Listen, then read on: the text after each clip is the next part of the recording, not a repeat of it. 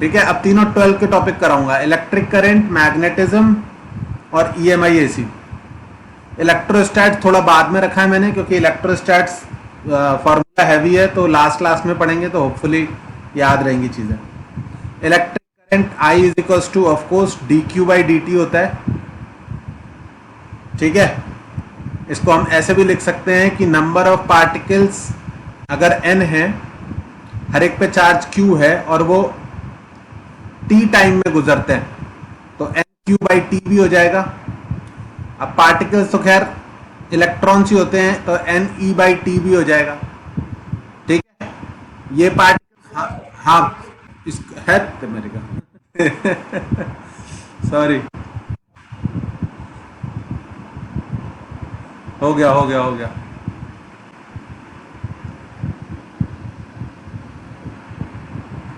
सबको आ गया स्क्रीन?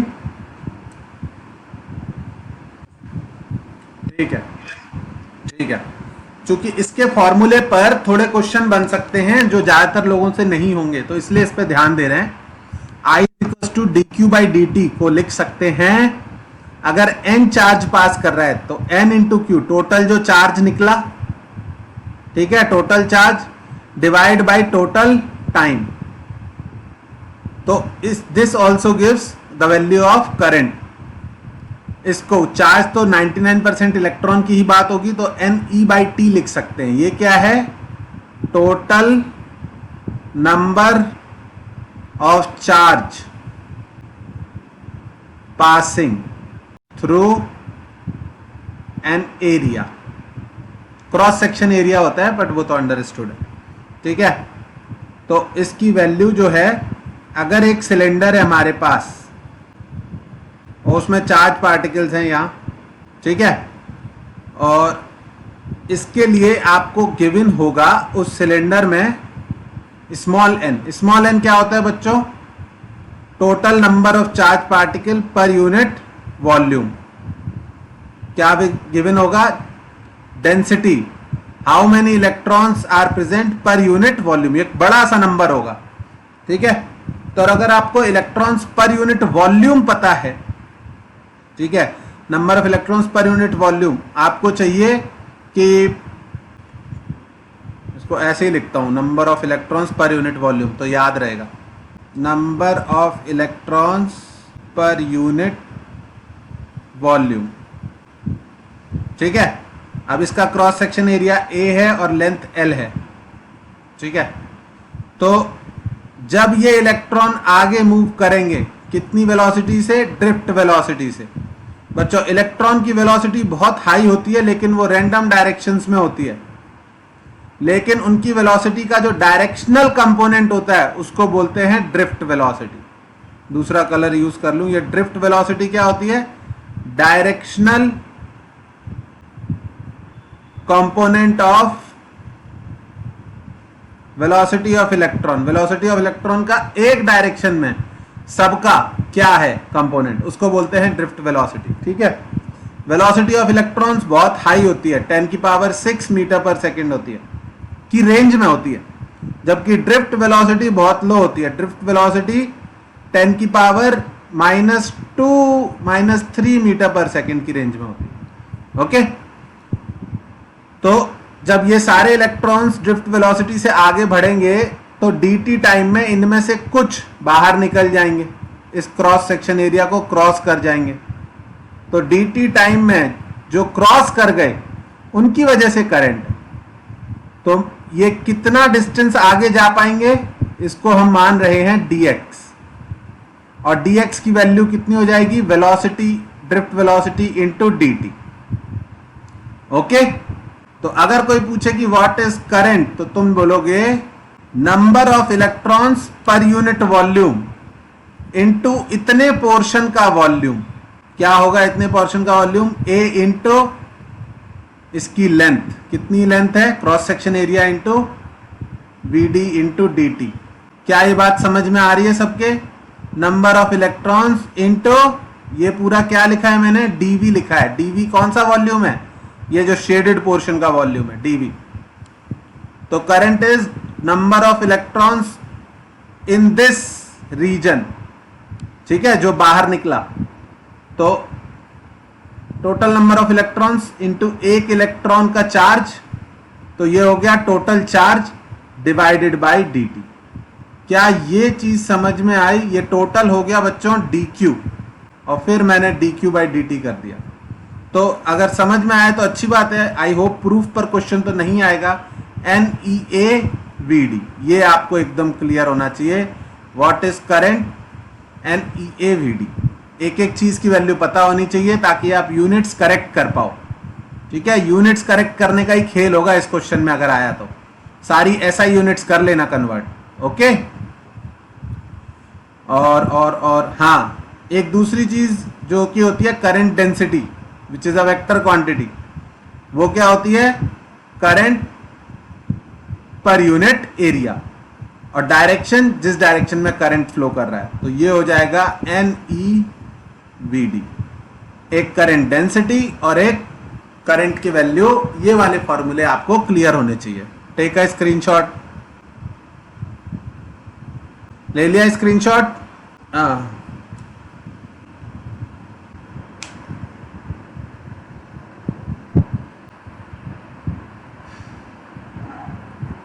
ठीक है।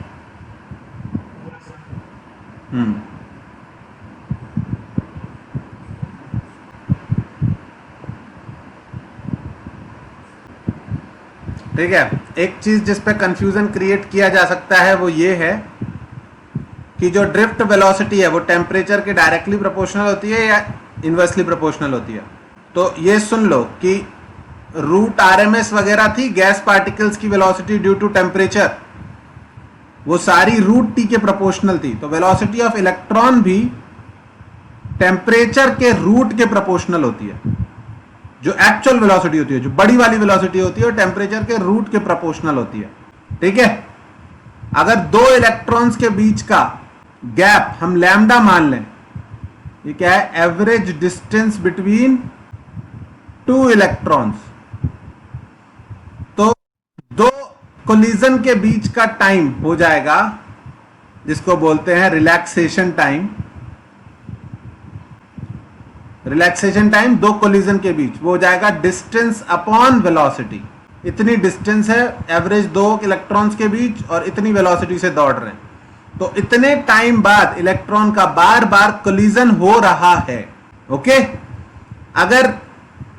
अगर इसको हमने किसी बैटरी से कनेक्ट नहीं किया तो भी ये कोलिजन्स होते ही रहेंगे। और जैसे ही हमने बैटरी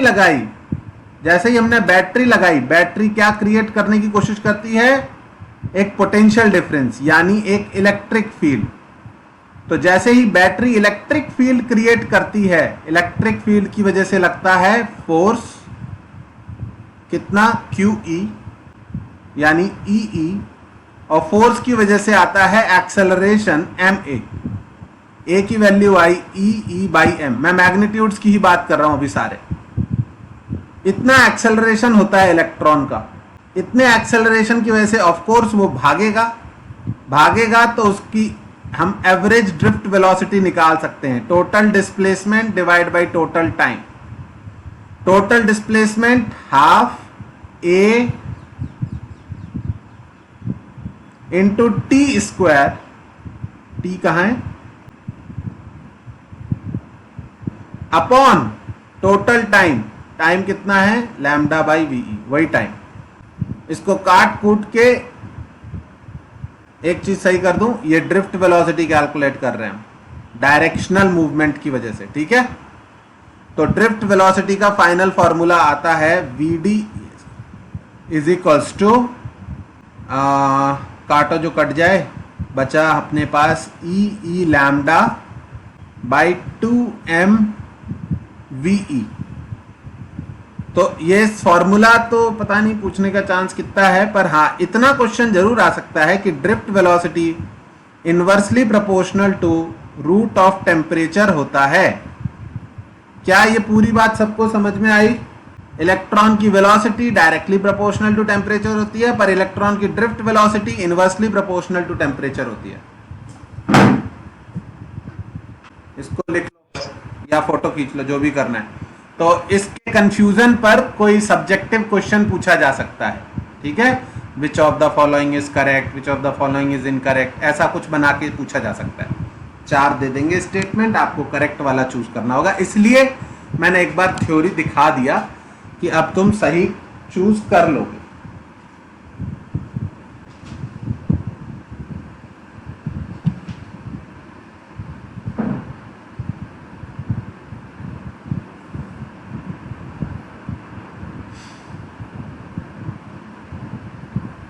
ओके, आगे बढ़े। ठीक है, अब कि करंट को गवर्न करने वाला, कैलकुलेट करने वाला लॉ, उसका नाम है ओम्स लॉ। ठीक है, ओम्स लॉ के अकॉर्डिंग क्या होता है कि अगर किसी रजिस्टर में आपने पोटेंशियल डिफरेंस लगाया यहां से यहां तक V, तो उसमें से एक करंट फ्लो होगा I, और जो करंट है वो डायरेक्टली प्रोपोर्शनल टू V होगा, और उसकी वैल्यू आएगी I is equals to V by R, या V is equals to I R, जो भी तुमने याद कर रखा है। ऑब्वियस सी बात है, ये तुमको बहुत अच्छे से क्लियर है, एकदम दिमाग में है। इसकी अल्टरनेट फॉर्म और याद दिला दूं, हो सकता है तुम्हें याद हो, लेकिन उसको पूछा जा सकता है। जो पोटेंशियल डिफरेंस होता है वो होता है electric field E dot D R का इंटीग्रेशन, जो कि हो जाएगा, अगर हम इलेक्ट्रिक फील्ड यहाँ पे कांस्टेंट माने एक, तो वो आ जाएगा इलेक्ट्रिक फील्ड इनटू इसकी जो भी लेंथ है L। तो पोटेंशियल डिफरेंस हो जाएगा, ये मैं V की वैल्यू लिख रहा हूं, पोटेंशियल डिफरेंस की वैल्यू हो जाएगी E into L is equals to current I, और बच्चों R की वैल्यू होती है rho L by A. Okay, rho L by A, तो ये हो गया E is equals to I by A into rho, rho is resistivity.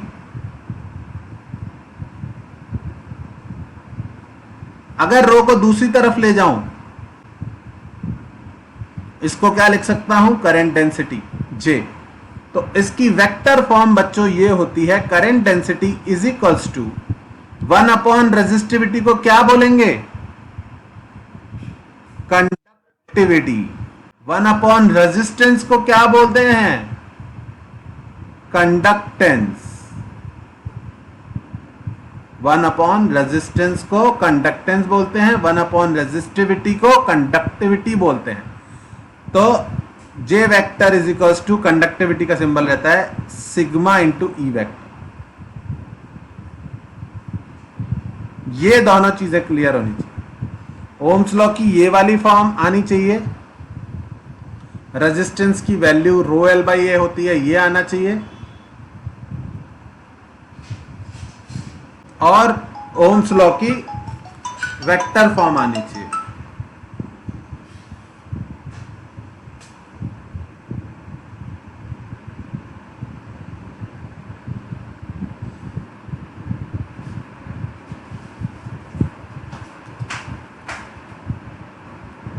पर बेस्ड जो न्यूमेरिकल बन सकता है अदर देन डायरेक्ट फॉर्मूला का, वो कुछ ऐसा हो सकता है कि this is a resistor carrying current, ये क्रॉस सेक्शन एरिया A है, यहाँ पे क्रॉस सेक्शन एरिया 2A है। तो आपसे पूछ सकते हैं, अगर यहाँ पे करंट I1 एंटर कर रहा है और यहाँ से I2 निकल रहा है, यहाँ पे करंट डेंसिटी J1 है और यहाँ पर J2 है, यहाँ पर ड्रिफ्ट वेलोसिटी VD1 है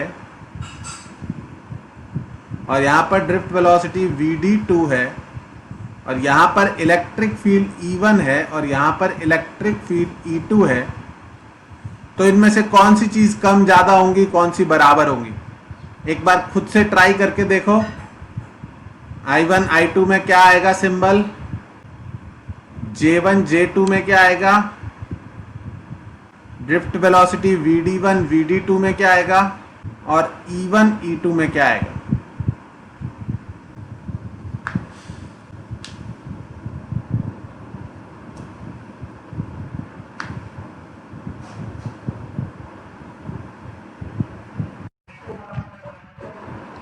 J2 बड़ा होगा J1 से, कैसे? करंट डेंसिटी का क्या फॉर्मूला है? I बाई ए, या फिर हाँ, ये दो फार्मूले हैं अपने पास। तो कौन सी चीज सेम होगी डेफिनेटली दोनों जगह? करंट। जितना जितना एंटर करेगा उतना ही बाहर निकलेगा। समझ में आई बात? तो अगर करंट डेफिनेटली सेम होगा तो हाँ, फिर J1 बड़ा होगा बच्चा, करंट पे ज्यादा होगी। समझ में आई बात? करंट डेंसिटी 1 पे डेफिनेटली ज्यादा होगा। ओके, और बताओ, इसी से दूसरा वाला आंसर निकल जाएगा। ड्रिफ्ट वेलोसिटी का कहां से फॉर्मूला निकालें? I is equals to NEAVD भाई, नंबर ऑफ, ये तो डेंसिटी वाली चीज तो सब जगह सेम रहती है, ये भी सब जगह सेम है। जहां पर एरिया ज्यादा है वहां पे ड्रिफ्ट वेलोसिटी बहुत बढ़िया। जहां पर एरिया ज्यादा है, उल्टा बना दी, बोले सही थे हम। जहां पर एरिया ज्यादा है वहां पर ड्रिफ्ट वेलोसिटी कम होगी। सही बनाए ना आप तो? ओके, अब इलेक्ट्रिक फील्ड का और देख लो बच्चों। आई थिंक ये डायरेक्टली प्रोपोर्शनल टू, ये कांस्टेंट है भाई, जो कांस्टेंट चीज है उनके नीचे डबल एरो लगा रहा हूं। इलेक्ट्रिक फील्ड और करंट डेंसिटी कैसे देखी जाए? अरे तुम एक्चुअली ऐसे भी सोच सकते हो, मतलब सोचना चाहो तो, कि जो इलेक्ट्रिक फील्ड लाइन है ना वो कंटिन्यूअस होंगी, तो यहां पर दूर दूर हो ही जानी है वो। समझ रहे हो? जहां पर फील्ड लाइंस दूर दूर है वहां पर फील्ड कम आएगा, और इससे भी दिख जाएगा। क्या समझ में आ गया ये बात सबको? याद रखना बच्चों, जल्दी जल्दी में डिसाइड करना होता है, गड़बड़ हो जाती है।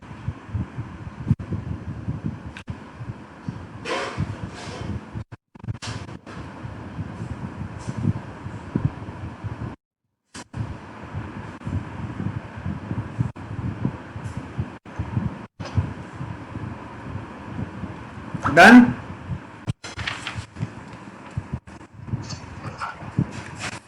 आज मैं बुक से चलूंगा आज मैं, ताकि ना कोई भी चीज छूटे ना जल्दबाजी में मेरे से।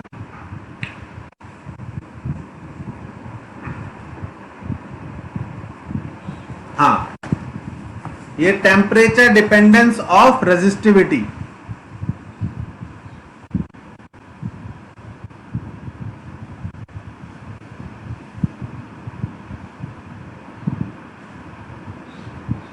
रेजिस्टिविटी एंड रेजिस्टेंस, ठीक है? सेम क्या कहते हैं फॉर्मूला यूज होता है दोनों में। एक्चुअल में चेंज रेजिस्टिविटी होती है, ये चेंज होती है, और वो रेजिस्टेंस को चेंज कर देती है ऑफ कोर्स, क्योंकि R is equals to rho L by A. अच्छा, कोई अगर मजाक में पूछ ले क्या resistance directly proportional to resistivity है, तो तुम बोलोगे यस। और दूसरी बार R is equals to V by I. कोई पूछ ले क्या resistance inversely proportional to current है, तो तुम क्या बोलोगे? यस या नो?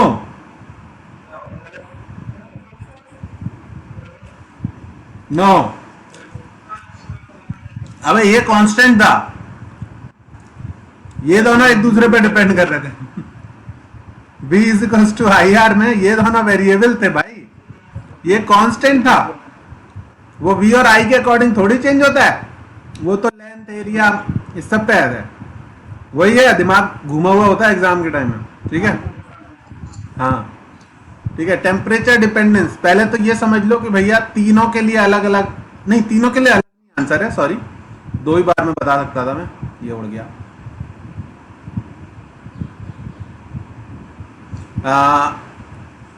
कंडक्टर्स और इंसुलेटर और सेमीकंडक्टर्स के लिए अलग होगा।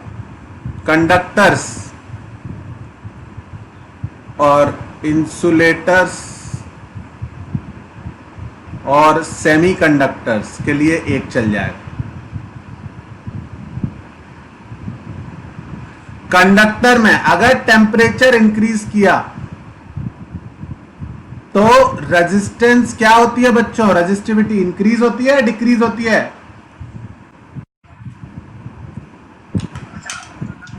कंडक्टर कंडक्टर टेम्परेचर बढ़ने से रेजिस्टिविटी एंड रेजिस्टेंस दोनों इंक्रीज करते हैं। रीजन क्या है इसका?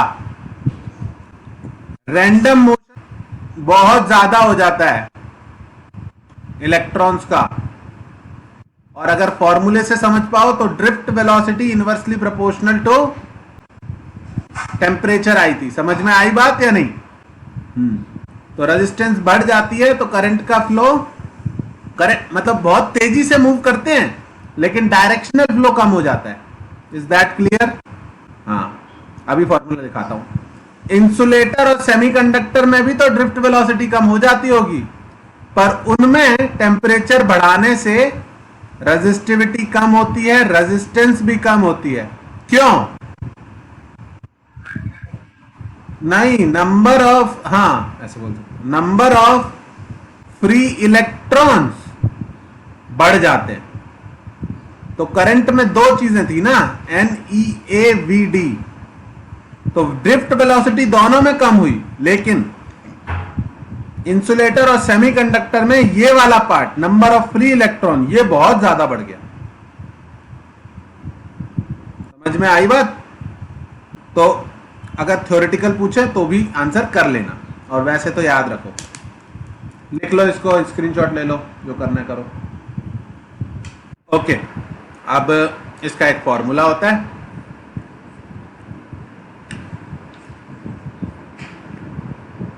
ठीक है, वो फॉर्मूला है rho is equals to rho naught 1 plus alpha T minus T naught. T naught temperature ज्यादातर 0 डिग्री पर रेजिस्टिविटी की वैल्यू गिवन होगी और आप किसी और पे कैलकुलेट कर सकते हो। ठीक है,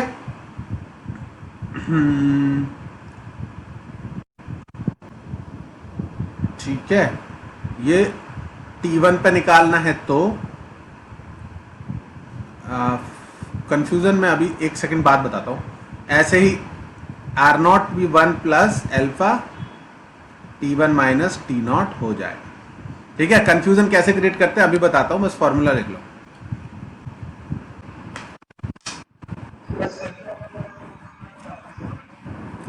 अल्फा की वैल्यू नेगेटिव आ जाएगी, तो एक ही फॉर्मूला याद करो, वैल्यू पॉजिटिव नेगेटिव लिख लेना। ठीक है, अच्छा देखो एक क्वेश्चन देते हैं। वैल्यूज बहुत ही सिंपल दे रहा हूं मैं, ऐसी नहीं आएंगी वैल्यूज, थोड़ी अलग आएंगी। तो एक रजिस्टर है, उसकी रेजिस्टेंस गिवन है 50 ओम एट 20 डिग्री सेल्सियस, और उसकी रेजिस्टेंस है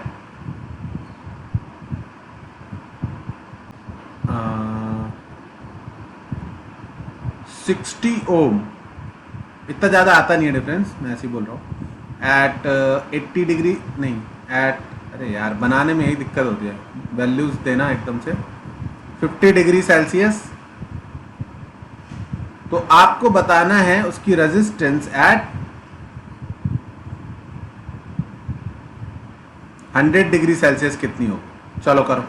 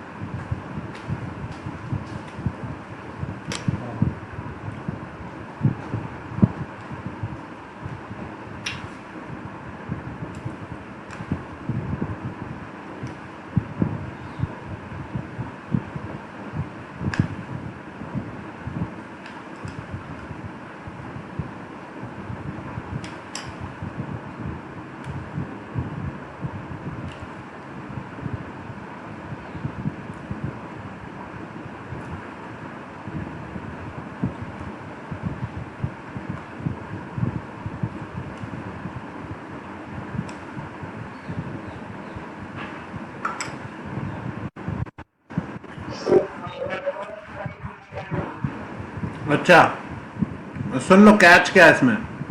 अगर तुमने R2 is to R1 1 plus alpha 50 minus 20 किया तो गलत हो जाएगा, ठीक है, ऐसा नहीं कर सकते। R2 is equals to R naught, zero पे जो वैल्यू है 1 प्लस एल्फा इंटू कितना 50 माइनस 0, और R1 बराबर R naught 1 plus alpha 30 minus 0।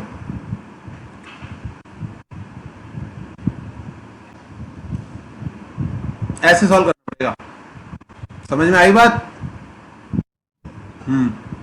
ये नहीं लगा सकते तुम, वो आर नॉट से ही लगेगा, ठीक है। कौन सा 30? अबे 20 20 20 20 30 कहां से आ गया? ऊपर वाला 30 दिमाग में रह गया। समझ में आई? दो इक्वेशन दो अननोन बनेंगी, फटाफट दोनों अननोन निकालो और होप करो कि सिर्फ उनमें से एक अननोन ही पूछा जाए। तीसरा पूछा गया तो फिर से इक्वेशन लगाओ।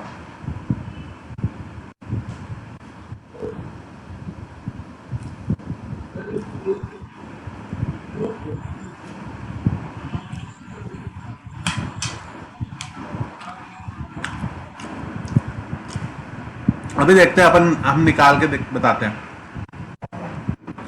स्लोप की मदद से किया तो जा सकता है, मेरे भी बोलते बोलते। हाँ, स्लोप की मदद से किया तो जा सकता है, सही है, गुड। R2 बाई R1 कितना हो जाएगा? 60/50 इज इक्वल्स टू,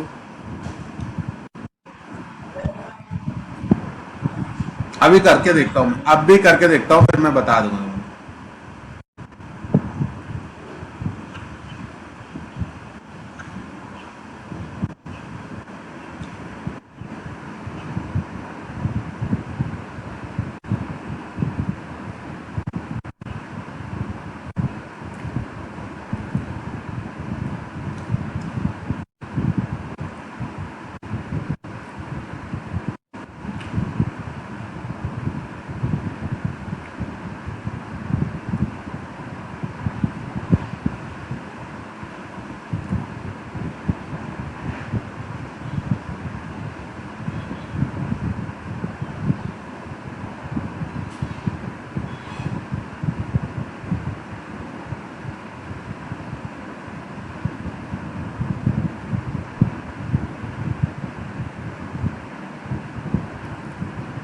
हाँ यार, इससे बड़ा लंबा जा रहा है।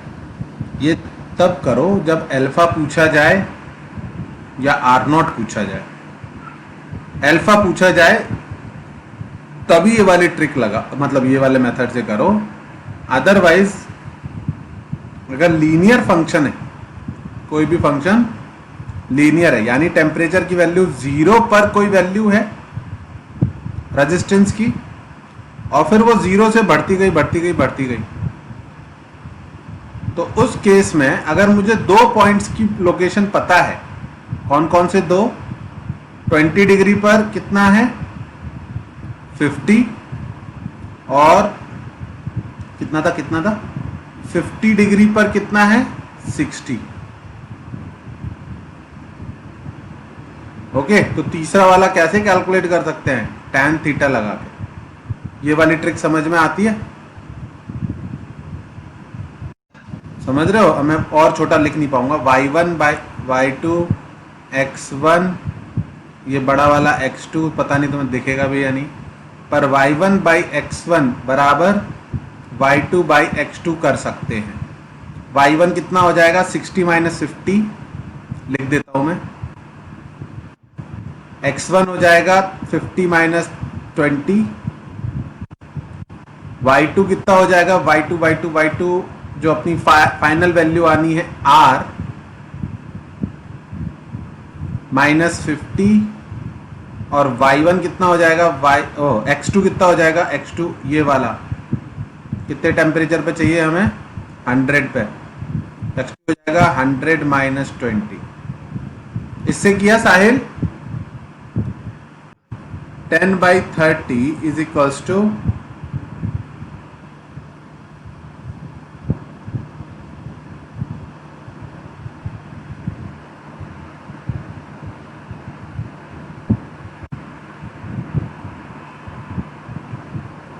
80/3 ये आ रहा है। 150 प्लस 80 कितना होता है?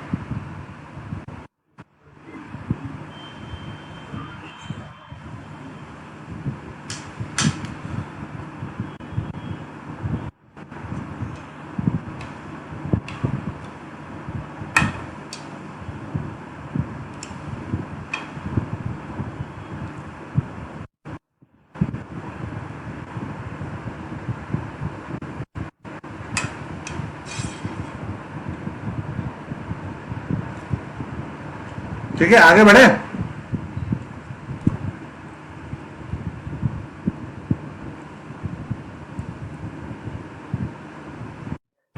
ठीक,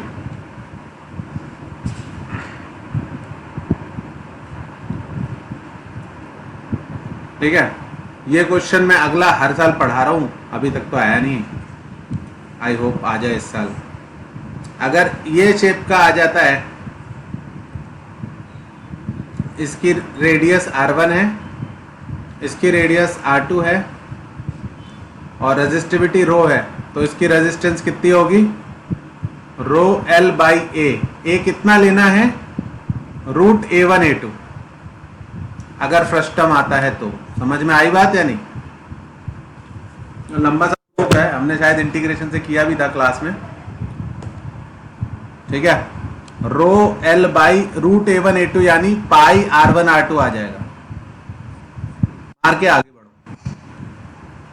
ठीक है।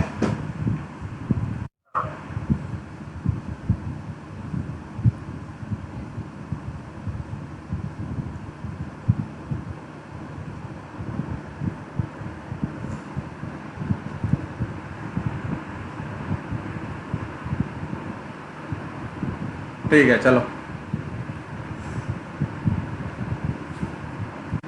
हटा रहा हूं, उसको भी हटाओ।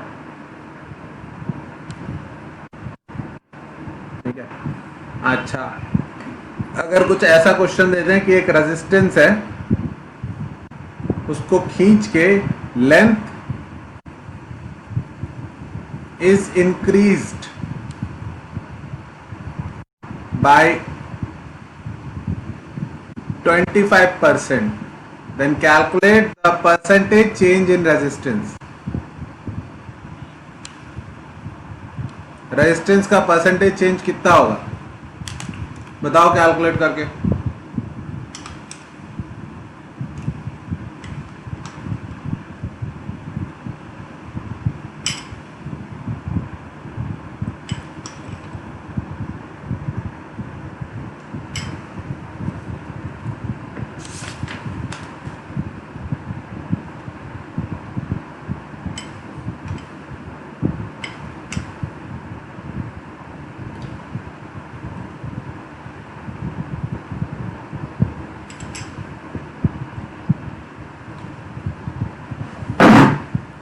हाँ भाई, 1 मिनट है।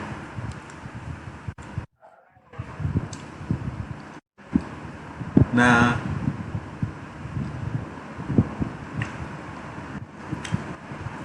कैसे करना है इस तरह क्वेश्चन को? पहले तो लिख लो R is equals to rho L by A. ये बहुत बार सिखाया मैंने कि L को अगर 20, क्या बेटा?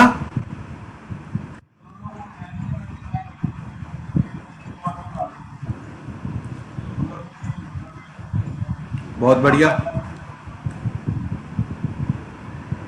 R directly proportional to L square हो गया, तो लेंथ 25% से इंक्रीज हुई, तो लेंथ कितनी हो गई? हाँ, 1.25L, ऐसे लिखना सीख लो। 10% से इंक्रीज करेंगे x को तो कितना हो जाएगा? 1.1x। 50% से करेंगे तो कितना हो जाएगा?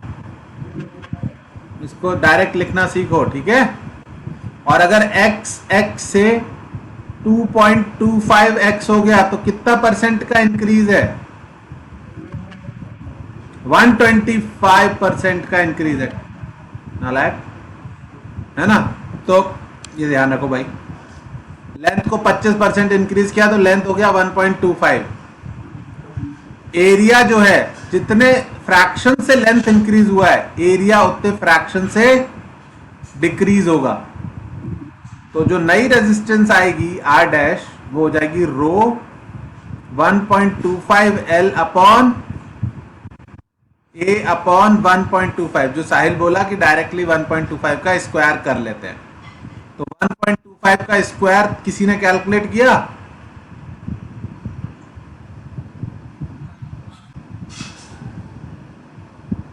वन 1.25 का स्क्वायर कैसे निकालोगे? मतलब ठीक है, 12 और 13 के स्क्वायर के बीच में आएगा 144 और 169 के बीच में आएगा 154, ऐसा कुछ आएगा, लेकिन कैलकुलेट तो करना पड़ेगा ना। बहुत बढ़िया, 1.5625 आर। तो अगर आर डैश जो है वो इतने टाइम्स आर है, तो परसेंटेज चेंज कितना हुआ? 56.25% का चेंज हुआ। आई बात समझ में? बहुत बढ़िया।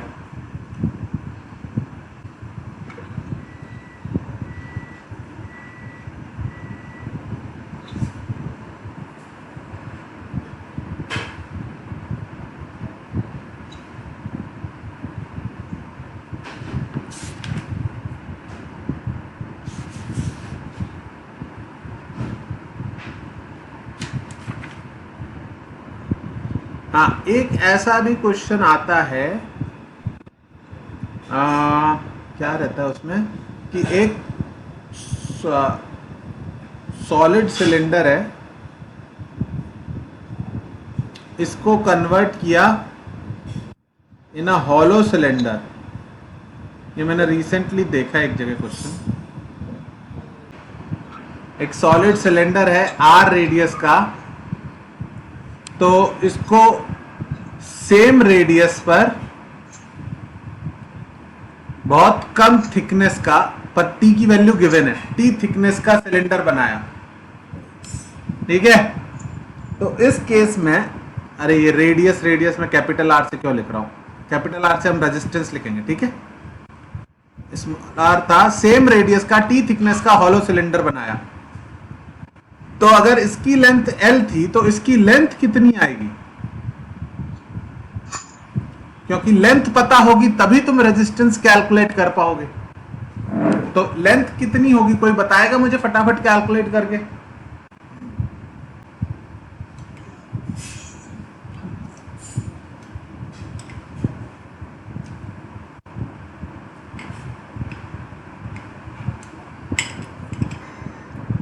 जो ओरिजिनल क्वेश्चन था उसमें इसकी आर रेजिस्टेंस दी हुई थी और आर डैश पूछी थी, वेरिएबल के टर्म्स में था।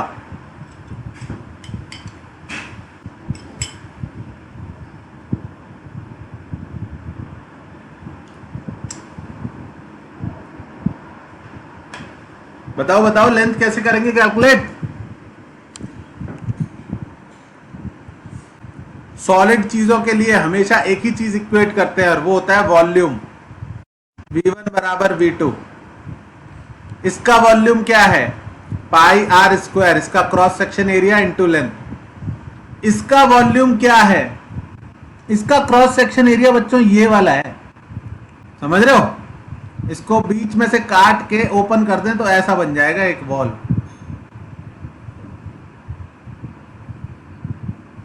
ये बात समझ में आती है? इसको बीच में से नाइफ से यहां तक एक कट मार दूं और फिर ओपन कर दूं तो ये एक शीट बन जाएगी।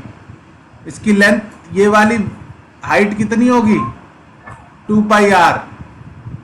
विड्थ कितनी होगी? T.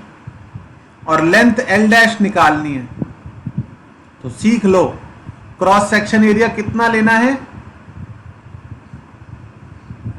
2 pi are into T, और लेंथ एल डैश कैलकुलेट करनी है। क्या ये वाली चीज समझ में आई आप लोगों के? एक हॉलो सिलेंडर को काट के खोल दोगे तो वो एक बड़ी सी शीट बन जाएगा। गिवन दैट थिकनेस बहुत ज्यादा ना हो, थिकनेस कम होगा। थिकनेस बहुत ज्यादा है तो वो शेप बड़ी डिस्टॉर्टेड सी बनेगी। थिकनेस कम है, क्वेश्चन में ये गिवन होना चाहिए कि T is less than R. Okay, इससे एल डैश निकलेगा, अगर एल डैश निकल जाएगा तो आर डैश भी निकल जाएगा। अपनी सहूलियत के लिए मैं आर डैश की वैल्यू लिख रहा हूं रो एल बाई ए में, रो तो रो ही रहेगा, लेंथ होगा जो भी इससे आएगा एल डैश। और बच्चों एरिया कितना होगा इसका, क्रॉस सेक्शन एरिया, इसका क्रॉस सेक्शन एरिया ये वाला होगा, वही जो यहां पे यूज किया है, 2 पाई आर इंटू टी। ओके, तो this is not a very easy one, although देखने में लगता है कि फटाफट हो जाएगा।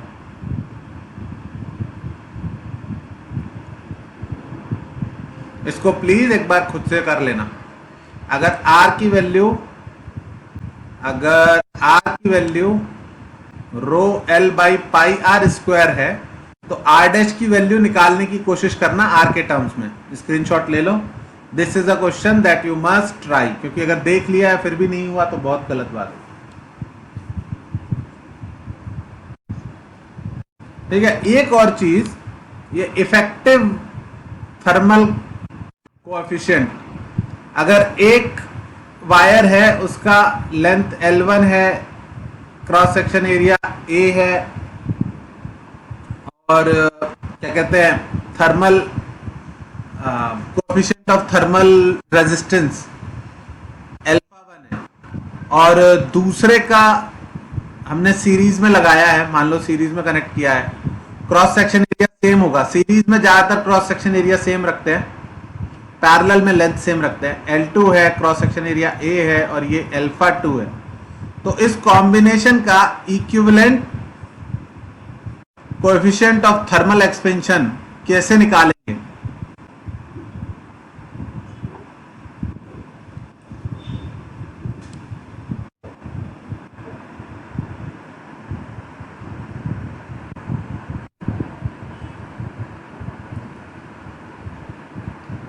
किसी को आइडिया कैसे करना चाहिए?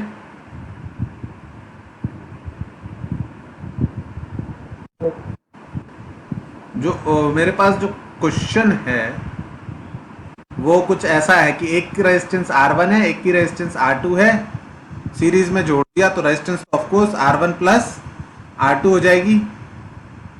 अब इक्विवेलेंट ये बताओ, तो मेरे जो of the top of my head दिमाग में आती है कि अगर टेम्परेचर इंक्रीज किया तो पहले वाले की डेल्टा आर होगी R1 अल्फा 1 डेल्टा टी, दूसरे वाले की चेंज इन रेजिस्टेंस होगी R2 अल्फा 2 डेल्टा टी, और इन दोनों की जोड़ने के बाद जो थर्मल रेजिस्टेंस आएगी वो सेम आनी चाहिए, यानी R1 plus R2 into alpha equivalent into delta T.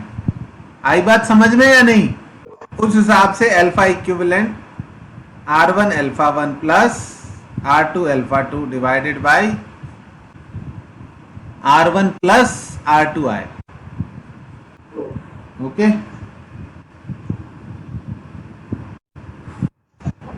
वैसे ऑप्शन देख के प्रोबेबली तुम भी यही मारोगे, है ना? कुछ क्वेश्चन होते हैं वो ऑप्शन देख के सही हो जाते हैं।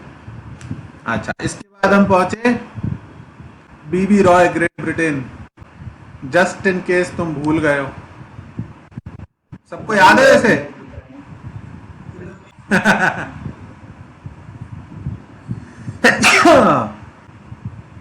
किसी को पता है एग्जैक्टली कौन सा ब्लू है, कौन सा ब्राउन है, कौन सा ब्लैक है? पहला तो याद रहता है ब्लैक ब्राउन, ठीक है, ब्लैक ब्राउन, बाकी तो red orange yellow green blue. और ये क्या है, गोल्ड और सिल्वर का क्या होता है? अच्छा हाँ, इसको लिखना ही पड़ता है ना, 0 1 2 3 4 5 6 7 8 9, तो ज्यादा चौधरी न बने, लिख लें इसको, फालतू में नंबर जाएंगे। प्लस माइनस, गोल्ड अच्छा होता है तो गोल्ड में परसेंटेज चेंज कम होता है, सिल्वर बुरा होता है, तो सिल्वर में मतलब बुरा तो क्या ही होता है, कम अच्छा होता है, ठीक है। आई थिंक इस इतना पता है, तुम कोई भी क्वेश्चन कर ही दोगे, फिर भी मैं एग्जाम्पल के तौर पे एक दे देता हूँ। रेड, येलो, ग्रीन, सिल्वर, इसकी कितनी रेजिस्टेंस होगी बता दो। 24 इंटू 10⁵ प्लस माइनस 10%, ठीक है। और तो क्या ही पूछेंगे इसमें। ओके, हटाऊं इसको, ठीक है। अब हम पहुंचते हैं रजिस्टर्स पर, ठीक है। Combination of register, series and parallel.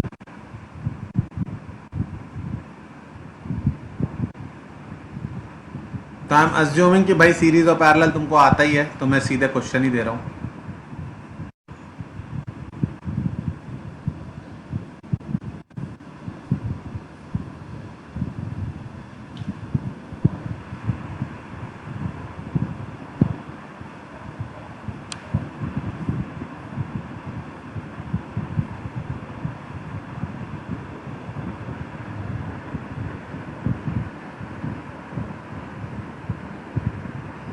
हाँ भाई, यहाँ पर ईएमएफ है 50 वोल्ट, नहीं 50 वोल्ट नहीं, 120 वोल्ट कर लें, 120 volt. What is the current in this one, ये पूछा गया।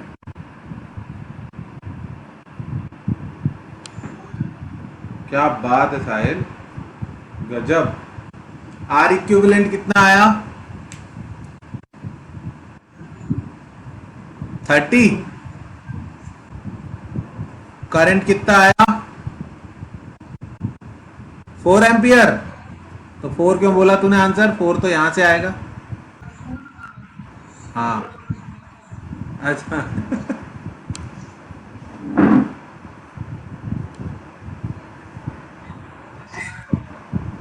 3/4, ये भी गलत लग रहा है,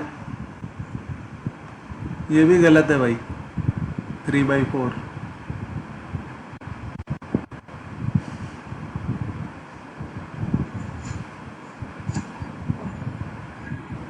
कभी कभी मुझे लगता है कि हम लोग इतनी चढ़ाई चढ़ते हैं और अंत में ये क्वेश्चन ही गलत हो रहा है। बेसिक से ज्यादा दूर चले जाते हैं सब पढ़ते पढ़ते। कितना, 8/3। हाँ, this seems like correct.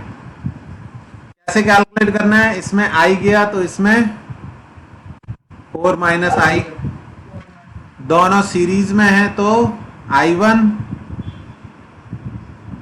Into R1 is equals to I2 into R2, ठीक है। 60 minus 15I is equals to 30I।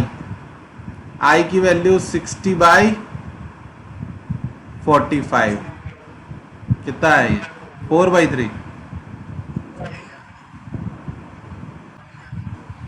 क्या बोला था इसने, 8/3 बोला था क्या।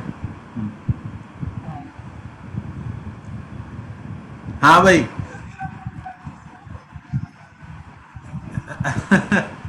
मुझे ये वाला मेथड बिल्कुल पसंद नहीं है, ये सब मेरे स्टूडेंट्स को पता होना चाहिए। मैं क्या करूंगा, इसमें करंट आ रहा है कितना, 4 एम्पियर, तो इसके अक्रॉस पोटेंशियल डिफरेंस निकाल लूंगा, V is equal to IR यानी 80 वोल्ट। अगर इसमें 80 वोल्ट है तो इन दोनों में मतलब यहां से यहां तक का पोटेंशियल डिफरेंस 120 माइनस 80 यानी 40 वोल्ट है। इसमें करंट 40/30, इसमें करंट 40/15।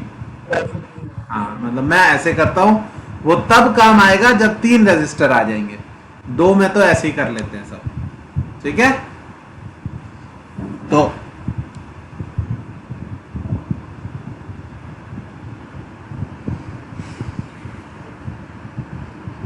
जिनके समझ में आया ये वाला मेथड भी, वोल्टेज वाला, ठीक, ठीक है। तो वही है कि इतना कुछ पढ़ लिए हो, इतने तरह के सर्किट कर चुके होगे, सिमेट्री, विमेट्री, पता नहीं क्या क्या क्या, और यहां पर दिक्कत है, इसको क्लियर करो, ठीक है। दूसरा, कि अगर इसमें मुझे सर्किट बनाना ही पड़ेगा।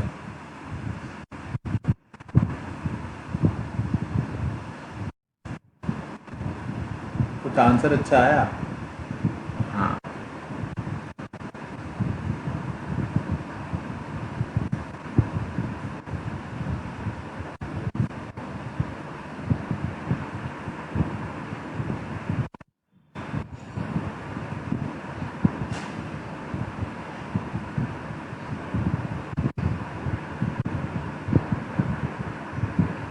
ये बाबा देख के बना रहा हूँ मैं, अपनी मन मर्जी से नहीं बना रहा।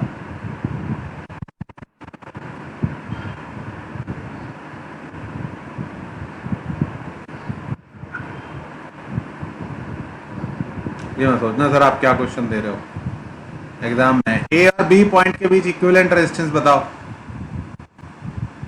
आर आर रुक जाना, 2R आर आर, अच्छा बाहर वाले सब आर है, अंदर वाले 2R है, 2R 2R एंड 2R। इस क्वेश्चन को करने में स्पेस की बहुत ज्यादा कमी खलती है। हाँ फटाफट करके बताओ।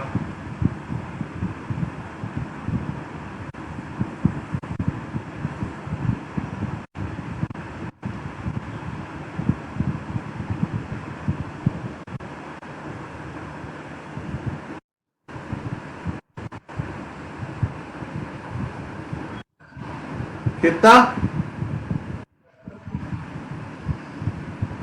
मैच तो नहीं कर रहा तुम्हारा? किसी ने कुछ और भी बोला, अजंक्य ने क्या बोला? भाई दोनों का 2R/3 और मैच नहीं किया।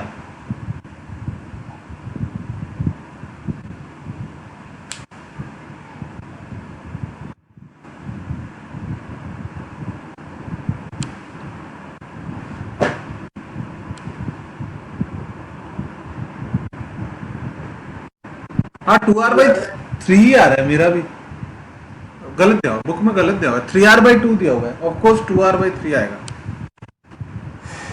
ठीक है, तो तुमको सॉल्व करने आते हैं सर्किट, अगर बहुत सारे रजिस्टर लगे हो, कोई दो पकड़ने होते हैं जो सीरीज या पैरेलल दिखाई दे रहा, तो इसमें वो ये दोनों हो जाएंगे। ठीक है, ठीक है। अच्छा इनफाइनाइट वाला सर्किट आता है सॉल्व करना, याद है कैसे करते थे?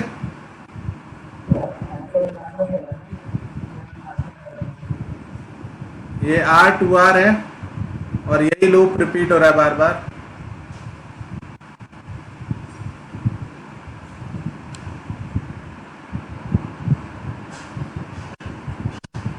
ये सीख लो यार, क्योंकि ना ये बहुत बार इधर उधर देख चुके हैं एग्जाम में। ये R 2R R 2R R 2R है, इनफाइनाइटली लॉन्ग रेजिस्टर सर्किट है। बताइए R इक्विवेलेंट कितनी होगी between point A and B?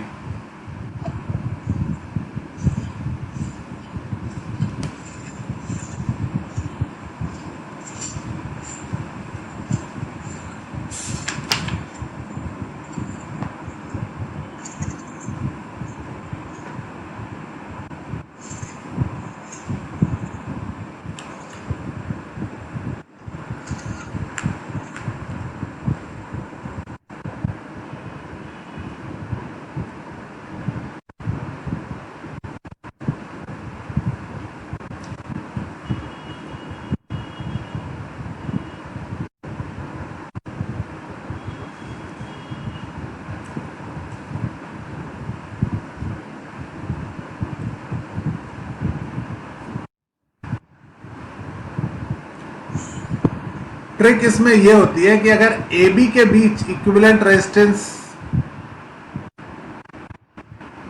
Are x मान लें, ए बी के बीच इक्विवेलेंट रेजिस्टेंस एक्स मान लें, तो पी क्यू के बीच भी इक्विवेलेंट रेजिस्टेंस, पी क्यू के बीच भी इक्विवेलेंट रेजिस्टेंस एक्स से जरा सी कम होगी। जरा सी मतलब बहुत ही नेग्लिजिबल चेंज होगा, tending to X. Tending to X क्यों? इनफाइनाइट लूप थे, एक लूप कम किया है, वो भी सेम है सभी लूप्स जैसा। तो टेक्निकली PQ के बीच भी तो अगर पहले सर्किट को छुपा लो हाथ रख के, तो PQ के बीच जो सर्किट है वो भी तो AB के बीच जो सर्किट है बिल्कुल वैसा ही दिख रहा है। समझ में आती है बात या नहीं? पक्का? अगर मैं तुमको थोड़ी देर के लिए बताना भूल जाता कि पीछे भी एक है सर्किट, PQ के बीच का सर्किट बना लो, तो भी तो तुम यही बनाते।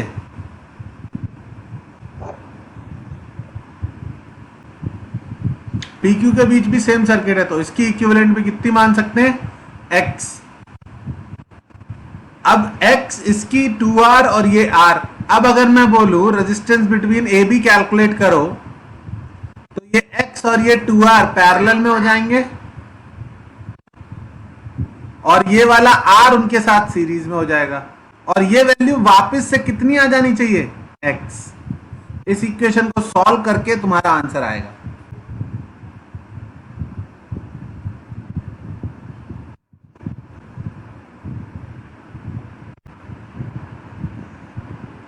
इस इक्वेशन को सॉल्व करके तुम्हारा आंसर आएगा।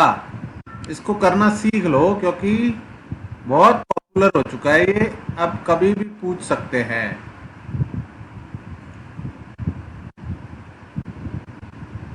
एक इक्वेशन बन जाएगी क्वाड्रेटिक जिसके प्रोबेबली रूट्स नहीं निकलेंगे, तो अपने को उस वाले से कैलकुलेट करना पड़ेगा। हाँ, कुछ गलत तो नहीं किया? एलसीएम लिया बच्चों यहाँ पर मैंने, और साथ में डिनोमिनेटर को उधर फेंक दिया। हाँ, एक साथ दो काम कर दिया वहाँ। तो इसका आपको रूट लिखना पड़ेगा 2R plus minus B square minus 4AC upon 2A। जो कुछ कट जाए वो काट दो। एक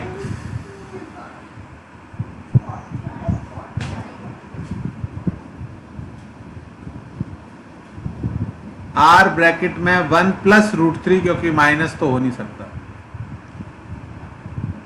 ठीक है, आई होप यही वाला आ जाए, R2R R2R R2R वाला सीधे मार्क कर देना R 1 प्लस √3।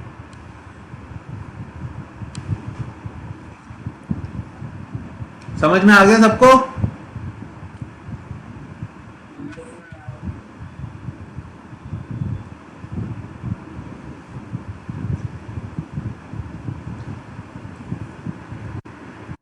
अजिंक्य समझ में आ रहा है? ये ऐसा तो नहीं लग रहा सर ये सब क्या पढ़ा रहे हो, सब तो पहले ही आता है हमको, कुछ नया पढ़ाओ। नया नहीं आएगा, ठीक है? जो सीखे हो लगभग वही आएगा, ठीक है?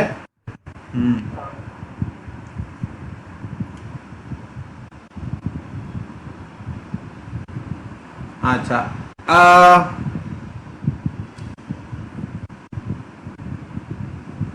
एक वायर है, उसकी लेंथ L है, एरिया है रो है, इसको गोल घुमा के एक रिंग बनाया, ठीक है? और उस रिंग के साथ एक बैटरी कनेक्ट कर दी।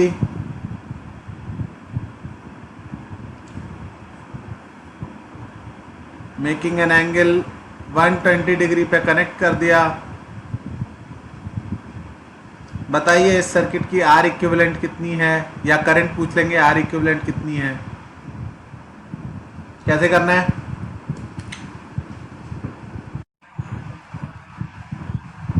फटाफट करके दिखाओ।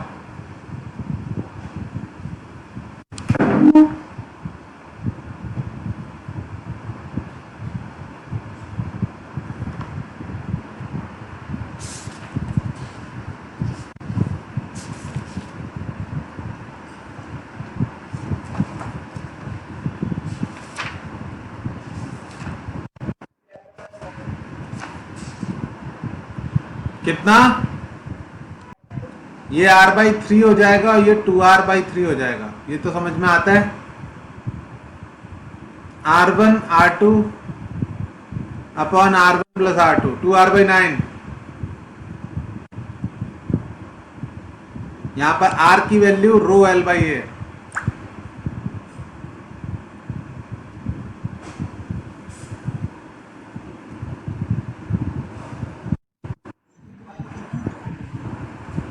वन 120 डिग्री 360 का 130 तो होता है। नहीं नहीं नहीं, ये होगा आंसर, और इसमें ये आर जो है वो इसकी रेजिस्टेंस है आर।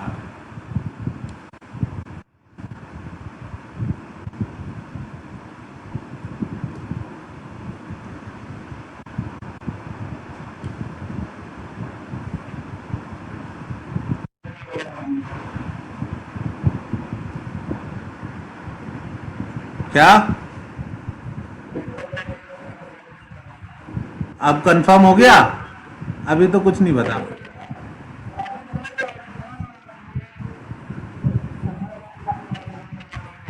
मोदी जी आ सकते थे कभी भी। सीधे भक्त जनों हो जाएगा, भक्त जनों नहीं, भक्त जनों नहीं, मित्रों। जहां अगर वो आके बोले मित्रों तो बस तुम समझ लेना कि कैंसिल। हाँ हाँ हाँ, आएंगे तो अब वो सुपर हीरो के जैसे ही आएंगे।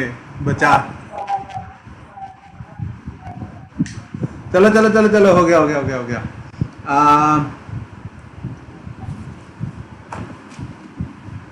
ठीक है।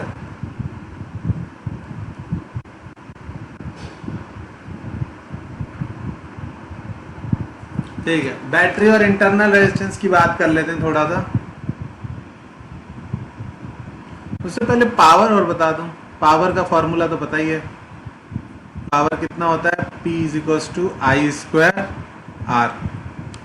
ठीक है। और ऑफ कोर्स जो पावर रेटिंग होती है, पावर रेटिंग जो किसी भी बल्ब की, किसी भी इक्विपमेंट की पावर रेटिंग, मतलब अगर दी हुई है power rating is 200 watt at 220 volt, तो इसका तुम ये मतलब समझ लो कि ये 200 वॉट सिर्फ तब है जब इसके अक्रॉस पोटेंशियल डिफरेंस 200 वोल्ट लगाया जाए। अगर 200 वोल्ट की जगह 100 वोल्ट लगाया गया तो पावर कितनी हो जाएगी बच्चों? पावर का दूसरा फॉर्मूला सोच लेना, वी स्क्वायर बाई आर। तीन होते हैं, वी आई। जो चीज वी स्क्वायर बाई आर क्यों सोचोगे? क्योंकि आर इसका कांस्टेंट है। समझ रहे हो? क्या चीज कांस्टेंट रहेगी? रेजिस्टेंस। ठीक है। तो 100 वोल्ट पे नहीं, 110 वोल्ट पे बताओ, 110 वोल्ट पे कितनी पावर होगी? V को आधा कर दिया, V को आधा कर दिया तो पावर 1/4 हो जाएगी। बस इसको ध्यान रखो। मेरे हिसाब से तो इसी से हो जाएंगे। अगर वोल्टेज 440 वोल्टेज कर दिया तो कितनी हो जाएगी? नालायक। ठीक है, मतलब मोस्ट प्रोबेबली इतने से काम चल जाना चाहिए। अगर इतने से नहीं चलना होगा तो फिर क्वेश्चन आएगा थोड़ा एक्सप्लेनेटरी, तो मैं देता हूं वो क्वेश्चन। पहले इसको कि पावर रेटिंग में पावर इस वोल्टेज पर ही है, इतनी वोल्टेज चेंज किया पावर चेंज हो जाएगी। कौन सी चीज कांस्टेंट रहेगी? रेजिस्टेंस कांस्टेंट रहेगी।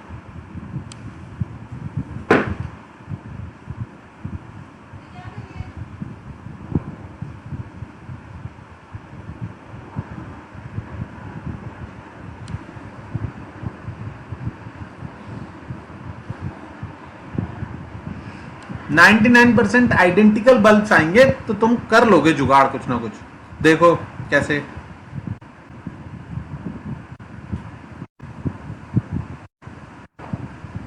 यही वाला बल्ब है 200 वॉट एट 220 वोल्ट वाला। ठीक है। और ये तीन पकड़ के लगा दिए हमने एक 440 वोल्ट की सप्लाई में। यही वाले तीन है बच्चों। ठीक है, अब बताओ पावर कितनी जनरेट होगी, पावर इन ईच बल्ब।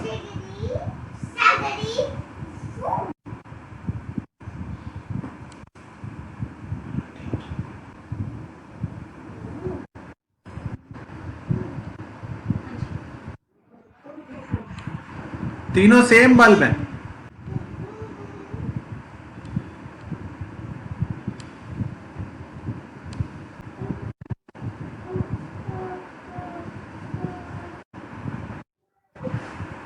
कितना बेटा, 400 वॉट इन ईच। कैसे, इस फैसले पर कैसे पहुंचे तुम? आई निकाला, आई के लिए आर चाहिए होगा, आर निकाला। आर कितना है एक बल्ब का? 22 इंटू 22, याद कर ले भाई, 484 होती है। ठीक है ठीक है, फिर ये आई उसकी वी स्क्वायर बाई पी से, R is equal to V square by P से निकाली उसने। ठीक है, और फिर करंट निकाला होगा। ये बहुत बेकार मेथड पे जा रहे हो तुम। करंट कैसे निकालोगे? 440 अपॉन 3 टाइम्स 22 इंटू 22, तो 440 अपॉन 3, यही लिखा रहने दो, इसको काट लेंगे। और अब क्या किया, किसी एक बल्ब में पावर कैलकुलेट की होगी आई स्क्वायर आर से। बैंड नहीं बच गई इसमें। हो सके तो ऐसे ना करो। हाँ, मतलब एग्जाम में डेफिनेटली भड़बड़ा जाओगे। हो सके तो ऐसे ना करो। क्या करो, 440 वॉट है और मैंने इस बार तीनों बराबर के बल्ब दिए हैं, तो किसी एक में पोटेंशियल डिफरेंस कितना आएगा? 440 बाई 3। समझ रहे हो? ठीक है, रेजिस्टेंस का क्या फॉर्मूला लिखो तुम? V square by R. तो इसको ओरिजिनल के लिए लिखते तो 220 इंटू 220 बाई आर लिख, सॉरी, रेजिस्टेंस की V square by P, 220 into 220 by 200 लिखते। और इस वाले के लिए लिखेंगे तो कितना लिखेंगे? अनायशा जाओ दूसरे रूम में। वी स्क्वायर बाई इस केस की पावर। समझ में आया या नहीं? पी डैश मान लेते हैं इसको। ऐसे कर लो, मल्टीप्लाई नहीं करना पड़ेगा, ऐसी काट लोगे चीजें, तुम दिख जाएगी करती हुई। ये 2 से 2 से 2 से 2 से काट दो, 2/3 हो जाएगा 2 बार, 4/9 इंटू 200 हो जाएगा। मतलब हमने कुछ अलग नहीं किया, हमने वही काम किया, पर वैल्यू मत निकालो। वैल्यू निकालने लग गए तो बहुत रायता फैल जाएगा। ऑलमोस्ट 90 वॉट है ये, थोड़ा सा 90 से कम है, 89 मान लो। ठीक है, वैल्यू मत कैलकुलेट करना बेटा, किसी तरह पोटेंशियल डिफरेंस कैलकुलेट करना और उससे कंपेयर कर लेना। ठीक है, ठीक है। इस पे बड़े टेढ़े टेढ़े भी क्वेश्चन बनते हैं, अभी अपन नहीं जा सकते उतना डिटेल में, अलग अलग टाइप के बल्ब लगा देते हैं तो। ठीक है, इसके बाद बैटरी और इंटरनल रेजिस्टेंस। इंटरनल रेजिस्टेंस, साहिल तूने PYQ देखे होंगे, बैटरी कॉम्बिनेशन पे आया कोई क्वेश्चन?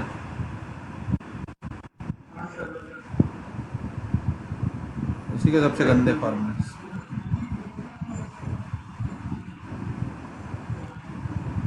अच्छा, करंट कितना होता है सर्किट में? E upon R plus R।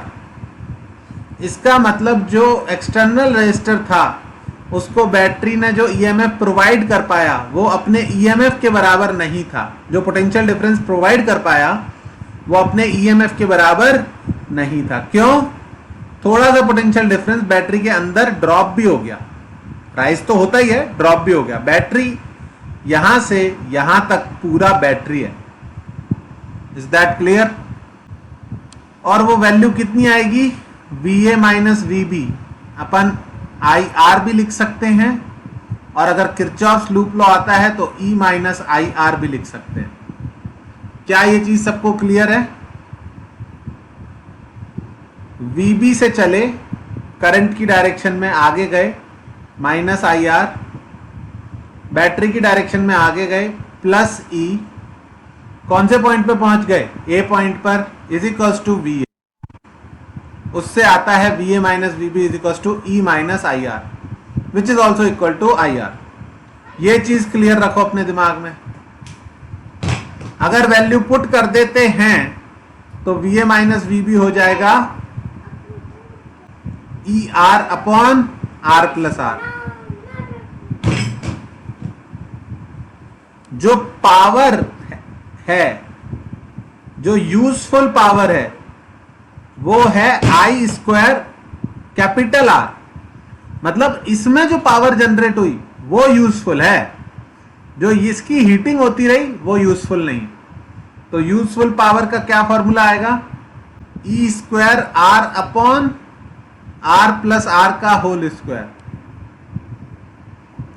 To maximize the power, power maximum लाने के लिए एकदम से दिमाग में आता है कि R को 0 कर दो, पर यह पॉसिबल नहीं है, बैटरी की कुछ ना कुछ रेजिस्टेंस होगी ही। तो थोड़ा इस पे डिफरेंशिएशन वगैरह करके निकालते हैं तो पता चलता है कि जब कैपिटल R की वैल्यू स्मॉल r के बराबर है तब उसके अंदर पावर मैक्सिमम आएगी। ओके, अगर एक्सटर्नल रेजिस्टेंस बहुत छोटी करेंगे तो करंट तो बढ़ जाएगा, पर सारी हीट इंटरनल में ही बनती रहेगी। और अगर एक्सटर्नल रेजिस्टेंस बहुत बड़ी कर देंगे तो करंट ही कम रह जाएगा। मैक्सिमम पावर एक्सटर्नल सर्किट में तब जनरेट होगी जब उसकी रेजिस्टेंस बैटरी के इंटरनल रेजिस्टेंस के बराबर आ जाए, और वो वैल्यू आएगी E square R upon 2R का होल स्क्वायर, यानी E square by 4 times internal resistance. ये पूरा क्लियर होना चाहिए। खुद से डिराइव करना है तो खुद से डिराइव कर सकते हो, हालांकि इसको डिफरेंशिएट करना पड़ता है, dP बाई dR करना पड़ता है, इज इक्वल्स टू 0 करना पड़ता है। क्वेश्चन रूल लगा के इसको डिफरेंशिएट किया जा सकता है, कर भी देता हूं।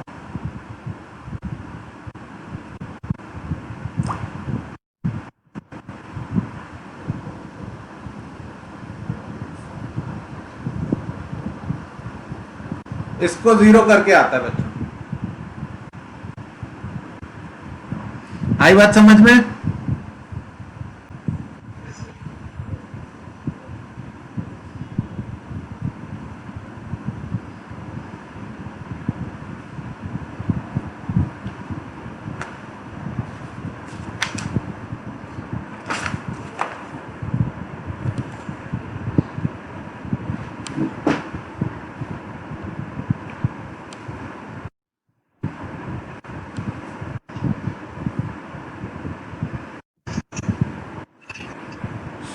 सोचो, चलो ठीक है, हाँ ठीक है, ओके। अच्छा, इस पर एक क्वेश्चन बहुत बार देख चुका हूं मैं, ऐसे 8-10 बैटरी लगा देते हैं,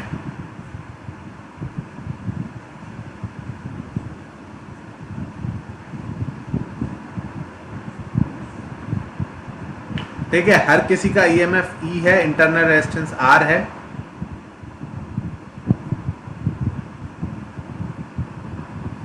What is the reading of this voltmeter?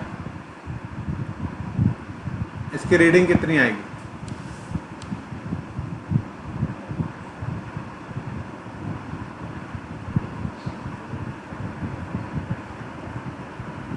भाई बताओ, रीडिंग कितनी आएगी?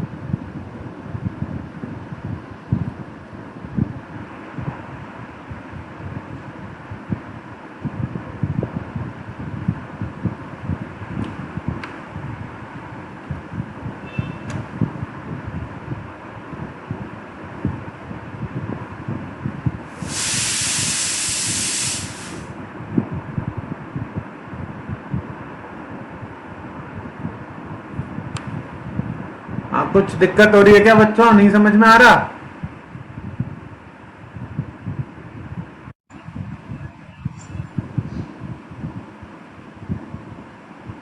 इसमें करंट कितना आएगा ये बताओ। कितनी बैटरी है? सब सेम डायरेक्शन में करंट भेजना चाह रही है? कितनी बैटरी है? 1 2 3 4।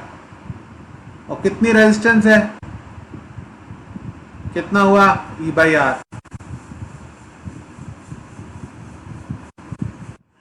यहां से यहां तक का पोटेंशियल डिफरेंस, क्या फॉर्मूला निकाला? 0। आई की वैल्यू पुट करो, 0 आ गया। समझ में आया या नहीं?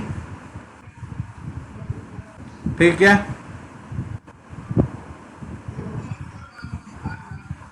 और 3 प्लस ई हो जाएंगे, और IR और ई बराबर है इस केस में। ठीक है, ध्यान रखना, ये बहुत देख चुका हूं मैं क्वेश्चन, अब बहुत ही सिंपल है, आए तो छोड़ना मत।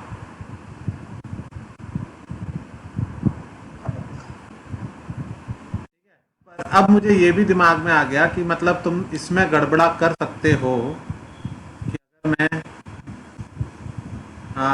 ऐसा कुछ कर दूं।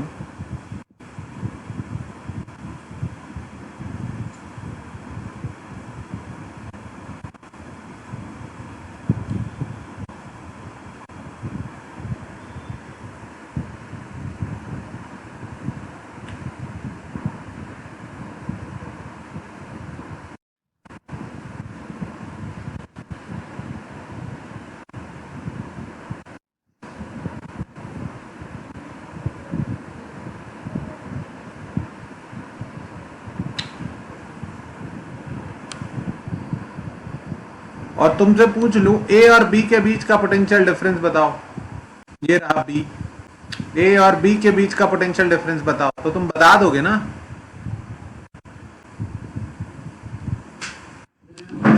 बताओ।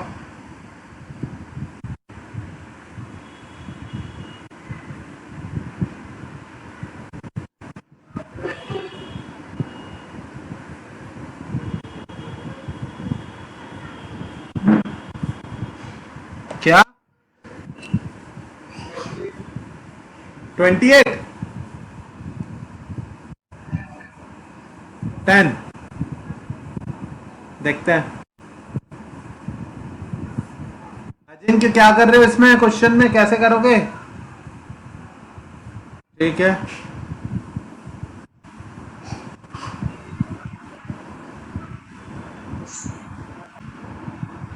नहीं गलती करके VA -20 यहां पर पहुंचे, या यहां से यहां जाओगे तो करंट इधर फ्लो कर रहा है,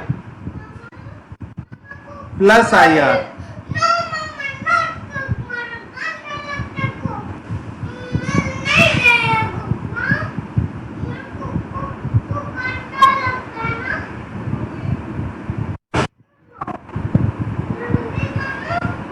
कितना है ये?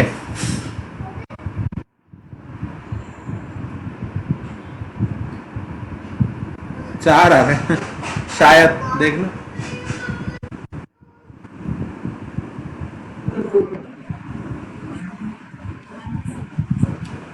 -4 आएगा।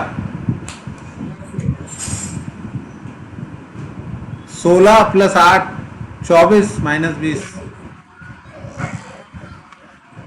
ठीक, समझ में आया?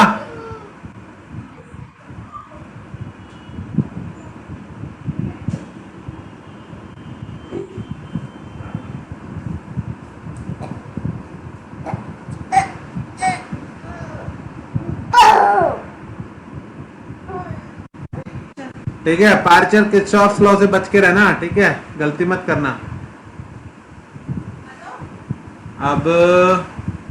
अब आई थिंक अब मैं इक्विपमेंट्स के बारे में थोड़ी बात कर सकता हूँ। इक्विपमेंट यानी एमीटर, वोल्टमीटर और गैल्वेनोमीटर। ठीक है, तो एमीटर जो होता है, it is technically a galvanometer with a shunt resistance. ठीक है, गैल्वेनोमीटर बहुत छोटे करंट्स ही मेजर कर पाता है, आईजी। तो हम क्या करते हैं, उसके साथ एक बहुत छोटा शंट लगा देते हैं जो ज्यादातर करंट अपने थ्रू पास करा देगा, और हम आईजी कैलकुलेट कर लेते हैं, पर वैल्यू आई की बताते हैं। कैसे बताते हैं आई की वैल्यू? हमें पता है पैरेलल में पोटेंशियल डिफरेंस सेम होता है, तो I इज इक्वल्स टू आ जाएगा आई G into G plus S. मान लो ये वैल्यू आई 1000 ओम मान ले, और कैलकुलेट किया तुमने 1 मिली एम्पियर या 2 मिली एम्पियर कैलकुलेट किया, तो तुम्हें पता है कि सर्किट में कितना करंट आया है, 2000 मिली एम्पियर। समझ में आ रही है बात? ये यहां पे कुछ गड़बड़ कर गया मैं जल्दबाजी में, नीचे कुछ और भी आएगा, डिवाइडेड बाई एस और होगा।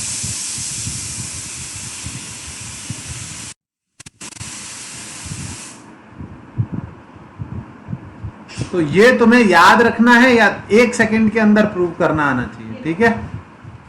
मान लो इसकी वैल्यू आई 1000, तो हम मेजर आईजी को करेंगे और वैल्यू इसकी बताएंगे मल्टीप्लाई करके। Is this clear to everyone?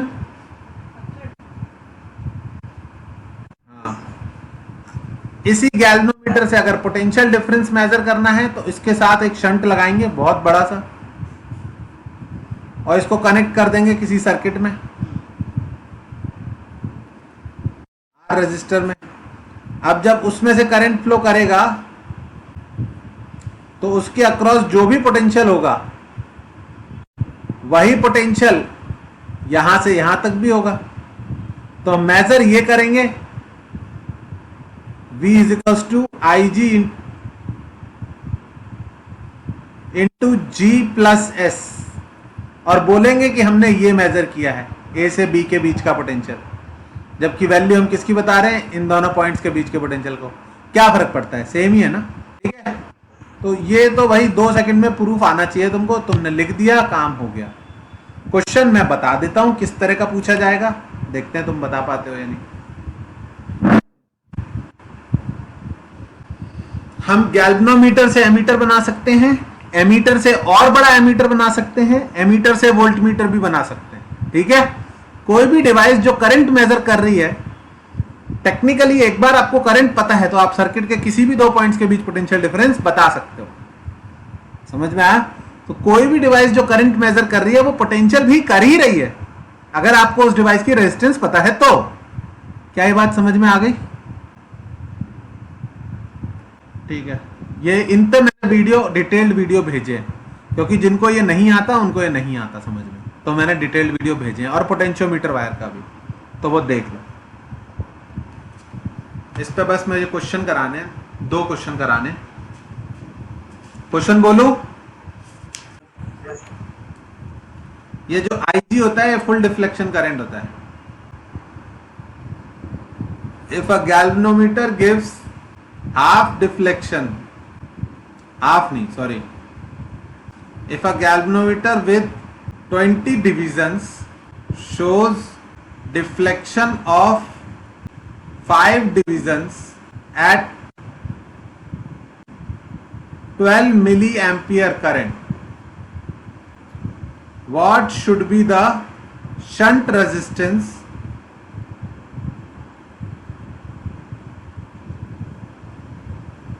used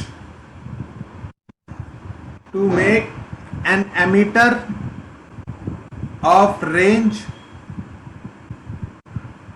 60 ampere?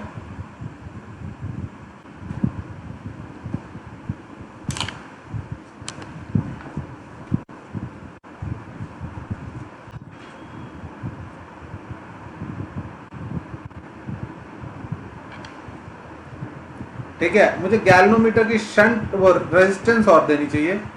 Galvanometer की रेजिस्टेंस गिवन है,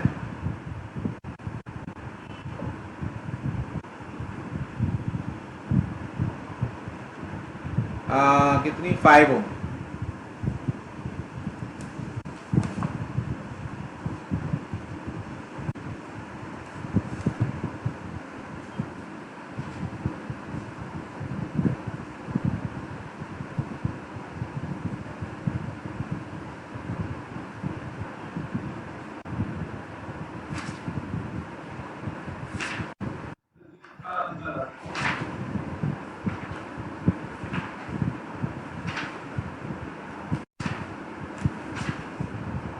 अजीब सा ही आएगा, बहुत छोटा सा।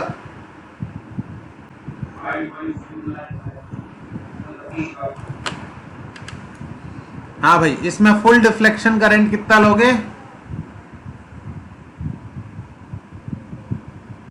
फुल डिफ्लेक्शन करंट कितना लिया? 48 मिली एम्पियर। ये समझ में आ गई थी बात? 20 डिवीजन में से 5 डिवीजन है 12 मिली एम्पियर पे, तो 20 डिवीजन कितने पे जाएगा? 48 मिली एम्पियर पे। और एम्पियर में जो करंट आता है, आईजी किस में से जाता है? शंट गैल्वेनोमीटर में से। बाकी का आई माइनस आई जी किस में से जाता है? शंट में से। तो कैपिटल आई की वैल्यू कितनी होती है? कैपिटल आई की वैल्यू नहीं चाहिए इस बार, मुझे शंट की वैल्यू चाहिए। तो शंट का फॉर्मूला, सॉरी, शंट की वैल्यू कितनी आएगी? I G into upon I minus I G. Best part ये है, फॉर ऑल प्रैक्टिकल पर्पसेस इसको जीरो पुट करके आंसर निकाल सकते हो तुम। समझ गए? 48 इंटू 10 की power minus 3 into galvanometer resistance 5 upon current current current current current कहाँ गया? कितना मेजर करना है मुझे? 60। 5 12 12 से 48 गया। 4 इंटू 10 की पावर माइनस 3। ये चीज समझ में आनी चाहिए। 60 एम्पियर के आगे 48 मिली एम्पियर नेग्लिजिबल है।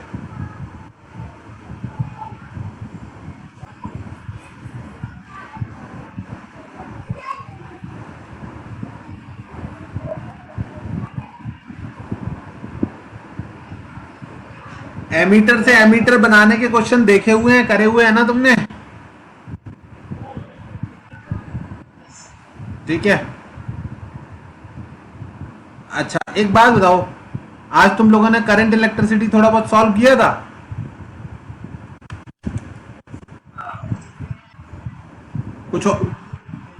कुछ और करने को नहीं है? कुछ भी और करने को नहीं है? लेवल 2 लेवल 1 मतलब जो नहीं किया हो या किया हो, ज्यादा ना हुआ हो, कुछ ऐसा कर लो। थोड़ा सा ना माइंड वर्किंग में आ जाएगा, और कुछ नहीं। थोड़ा सा एकदम 1 सेकंड को खुल जाएगा दिमाग। पोटेंशियोमीटर का देख लो। पोटेंशियोमीटर क्या होता है? एक बड़ी बैटरी होती है, उसके साथ एक रेजिस्टेंस होता है बड़ा सा, ज्यादातर ये रियोस्टेट बना आता है, और एक वायर होता है जिसकी रेजिस्टेंस है आर ए बी। इस बैटरी के दम पर इसमें पोटेंशियल डिफरेंस सेटअप किया जाता है।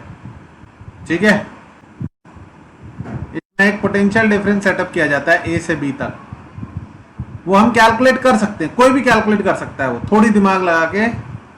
वी ए बी की वैल्यू यहीं पे लिख देता हूं ना, वी ए बी की वैल्यू आ जाएगी आई आर। समझ में आई बात या नहीं? वो कैलकुलेट कर लोगे तुम। सवाल ये है कि ये समझ में आना चाहिए इसका यूज क्या कर रहे हैं। यूज ये कर रहे हैं कि इसके सामने एक अननोन बैटरी लगाई और एक गैल्वेनोमीटर से उसको कनेक्ट किया और जगह जगह उसको लगा के देखा। अगर मान लो इसमें 100 वोल्ट का वोल्टेज सेटअप है ए से बी तक, और 1/4 लेंथ पर ये बैटरी से आने वाला करंट 0 हो जाए, गैल्वेनोमीटर क्या दे दे? नल रीडिंग। इसका ये मतलब हुआ कि इसका ईएमएफ यहां से यहां तक के पोटेंशियल डिफरेंस के बराबर है। E is equals to VAX। अगर किसी बैटरी को एक सर्किट में लगाओ और जिन दो पॉइंट्स के कनेक्ट करो उनका पोटेंशियल डिफरेंस ऑलरेडी बैटरी के ईएमएफ के बराबर है, तो बैटरी कोई नीड फील नहीं करेगी to send any current in the circuit. ये इसका कंसेप्ट है। क्या ये समझ में आता है? अगर ये 100 वोल्ट का पोटेंशियल डिफरेंस है यहां से यहां तक और L/4 पर बैलेंस हो गया, L टोटल लेंथ है, तो इसका ईएमएफ कितना होगा बच्चों? 25 वोल्ट। ये बात अगर तुम्हें समझ में आ जाए तो उसका कुछ भी क्वेश्चन पूछते रहिए, घुमा घुमा के तुमसे हो जाएगा।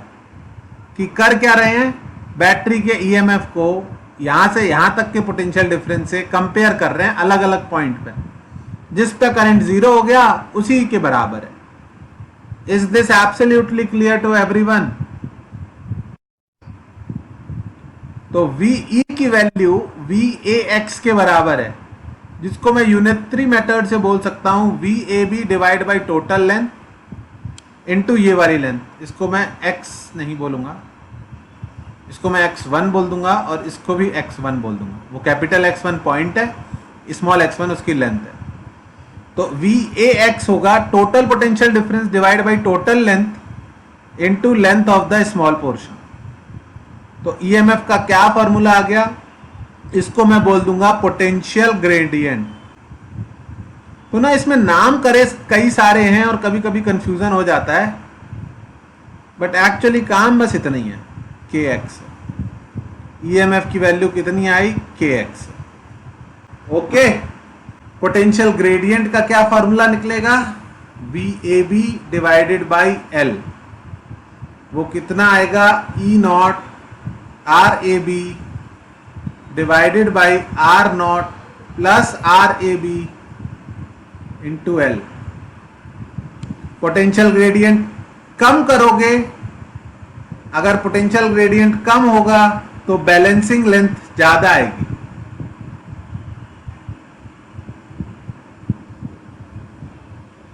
अगर पोटेंशियल ग्रेडियंट ज्यादा करोगे तो बैलेंसिंग लेंथ कम आएगी। इसी पे घुमा घुमा के पूछते रहते हैं। समझ में आ रही है बात या नहीं? मेरा मानना यह है, अगर तुमने वो वीडियो नहीं देखे हैं तो अभी देख लो पोटेंशियोमीटर वाला, और इस पे 4-6 क्वेश्चन सॉल्व कर लो। सबसे ज्यादा प्रोबेबिलिटी है, अगर करंट इलेक्ट्रिसिटी में एक चीज पढ़ानी हो तो यही पढ़ानी चाहिए। ठीक है, वो वीडियो देख लो, 20 मिनट का वीडियो, और 4 क्वेश्चन इस पे सॉल्व कर लो जो हमसे मिले, जिस भी बुक में मिले। खत्म कहानी। इसी पे आया तो ही फंसोगे, बाकी तो पूरा आता ही है तुमको। समझ रहे हो बात को?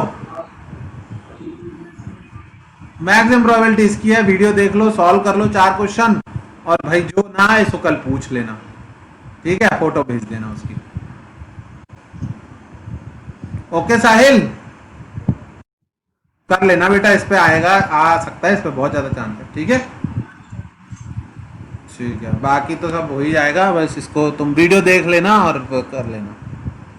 कल हम करेंगे मैग्नेटिक इफेक्ट ऑफ करंट। ठीक है, ठीक है, चलो बाय बाय।